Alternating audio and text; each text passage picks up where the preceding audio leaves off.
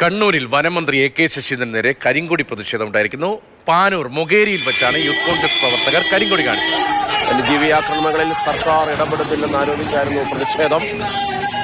നേരത്തെ ഇടുക്കിയിൽ അദ്ദേഹം നേരത്തെ ഉദ്ഘാടനം ചെയ്യായിരുന്ന പരിപാടിക്ക് പോലും എത്തിയില്ല. പ്രതിഷേധം കാരണം ഓൺലൈൻ വഴി ഉദ്ഘാടനം ചെയ്ത് മാറുകയായിരുന്നു. ഇപ്പോൾ കണ്ണൂരിലെത്തുമ്പോഴാണ് മന്ത്രി എ.കെ. ശശീന്ദ്രന് നേരെ കരിങ്കൊടി പ്രതിഷേധം വന്നിരിക്കുന്നത്. ഫെലിക്സ്, ഇങ്ങനെ ഒരു പ്രതിഷേധം അവിടെ ഉണ്ടാകുമെന്ന് പോലീസുകാർ പ്രതീക്ഷിച്ചില്ലേ? കാരണം അപ്രതീക്ഷിതമായി പെട്ടെന്ന് മുന്നിലേക്ക് ചാടി വിടുന്നു. ആ പ്രദേശത്ത് ഈ കരിങ്കൊടി പ്രതിഷേധം ഉണ്ടായ സ്ഥലത്ത് മറ്റു പോലീസുകാരെ ആരെയും കാണുന്നുമില്ല.